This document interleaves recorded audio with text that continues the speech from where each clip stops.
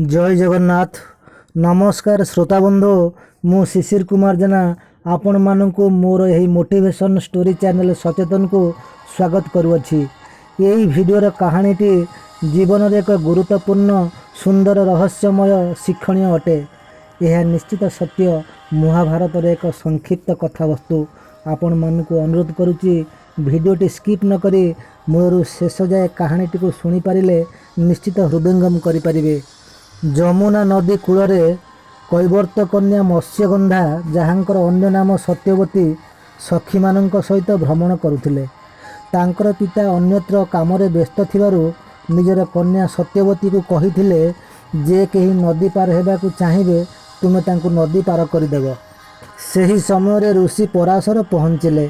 ऋषि पराशर ज्योतिष शास्त्र रे प्रचंड ज्ञानर अधिकारी होइथिबारु निजर जोगबल जानी पारिले महाकाश रे एक शुभ नक्षत्रर संयोग हेबाकु जाउअछि।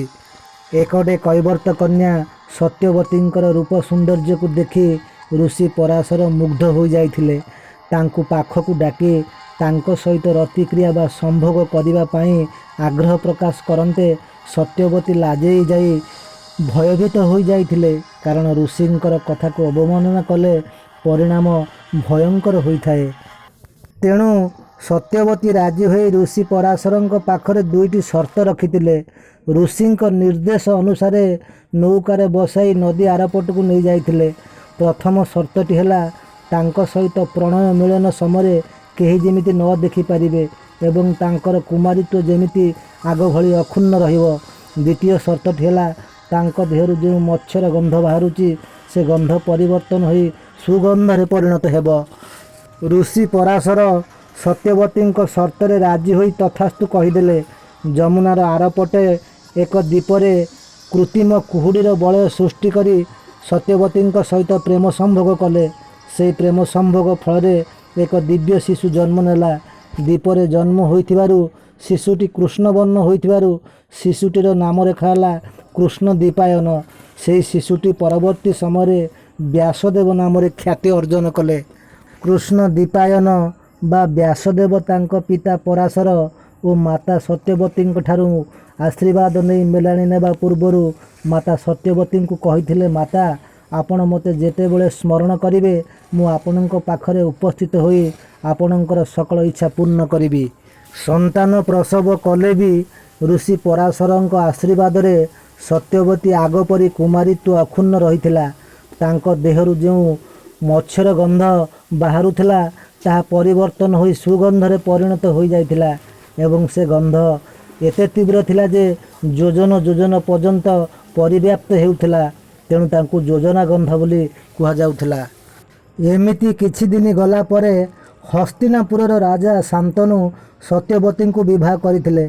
तांको ठारू जो संतान जन्म होइथिला चित्रंगदा और विचित्रवीर। चित्रंगदा गंधर्व मानक सहित युद्धरे प्राणत्याग कलापरे विचित्रवीर राजा होइथिले।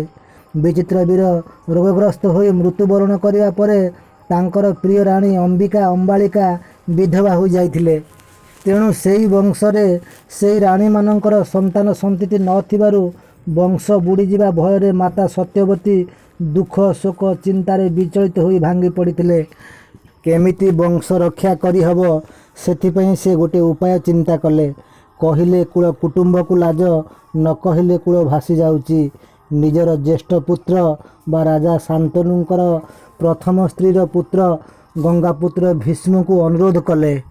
भाई भौ अंबिका अंबालिकांक सह प्रेम संभोग करी संतान उत्पत्ति करिबा पई भीष्म आजन्म ब्रह्मचारी होइथिबारु माता सत्यवती कथा को अस्वीकार करदेले। निजर वंश बुड़ी जिबार चिंता और भयरु रक्षा पाइबा पई पुनश्च माता सत्यवती निजर प्रथम पुत्र व्यासदेव को स्मरण कले। स्मरण मात्र के व्यासदेव उपस्थित हेले।